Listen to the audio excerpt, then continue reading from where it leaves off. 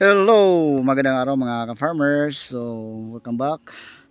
Medyo matagal-tagal tayo na hindi nakapag-update sa ating ampalaya mga ka-farmers. But anyway, nakapag third harvest, third selection na po tayo sa ating ampalaya mga ka-farmers. Pero hindi lang natin na-feature dahil wala na tayong oras. Sobrang busy namin sa aming ginagawa. So sa ngayon mga ka-farmers ay nandito na tayo sa uh, 50 days ng ating ampalaya. So makikita nyo mga ka-farmers, ito yung mukha ng ating ampalaya. Medyo may pagka dark green siya, pero nag crossbreed ito sa Mestiza F1 at saka Galaxy Max F1. So makikita nyo talaga mga farmers na medyo mahaba talaga yung bunga ng ating ampalaya sa ngayon dahil po ay palagi tayong nagpapatubig. So makikita nyo mga farmers, palagi tayong nagsuso. Mga maliliit na bunga, talagang mataas talaga ang kanyang sizes mga ka-farmers. So meron tayong kasama dito yung aking mga anak mga farmers. Sinabay ko sila sa pagpapatubig. Huwag nang galawin yung hose, umaya na. So kasi wala tayong partner dito kasi Sunday. So Sunday is a special day, pero hindi natin pwedeng pabayaan yung ating ampalaya mga ka-farmers. So ito yung mukha ng ating dingding ng ating ampalaya. So mula sa puno, meron siya 1, 2, 3, 4, 5, 6 na mga maliit na bunga. So hanggang sa itaas mga ka-farmers. So ngayon mga ka-farmers, sa mainit na panahon, wala po talagang sekreto sa mainit na panahon mga ka-farmers, kundi yung palaging pagdidilig ng ating halaman. So tuyong-tuyo na yung lupa mga ka-farmers. Kung dapat yung ating lupa sa ating puno ng ampalaya ay talagang dapat kailangan may tubig talaga mga ka-farmers. So ito yung mukha ng ating ampalaya, mga matataas talaga, kita nyo naman. Nag crossbreed talaga mga ka-farmers, sinabi ko na.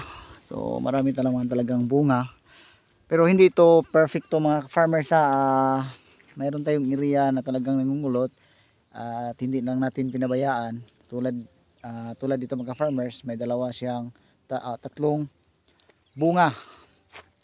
So tatlong bunga natin palaya, pero doon sa talbos niya mayroong isa, pero hindi ito ang normal na dahon ng ampalaya mga farmers. Ito ay yung muka ng dahon niya ay parang makakapal, pero sa umaga parang light green siya, pero sa hapon tulad ngayon na oras ay talagang medyo nagka dark green yung dahon niya.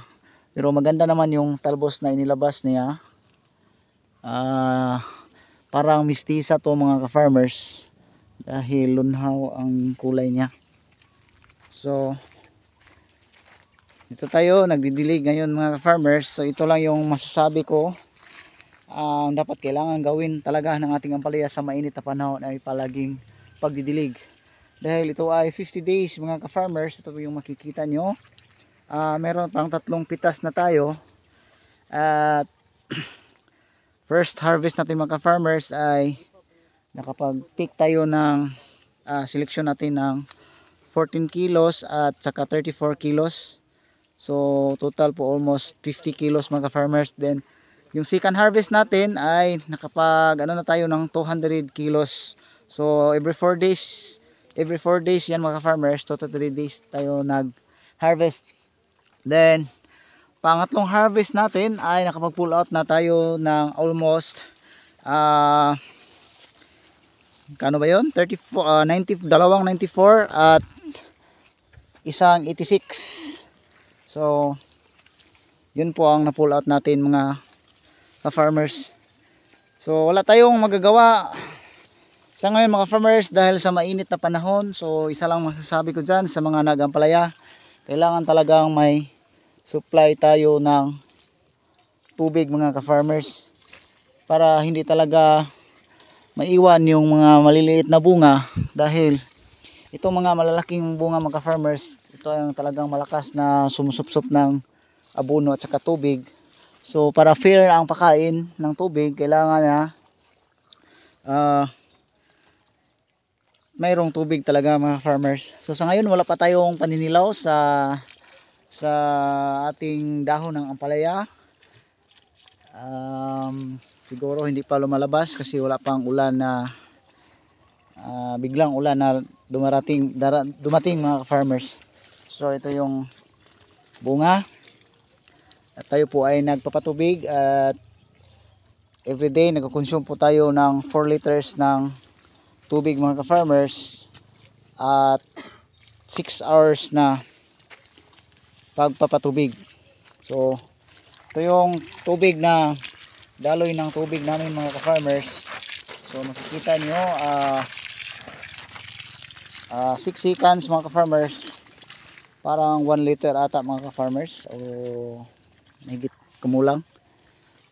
So ganito na lang po, update na lang po tayo sa susunod na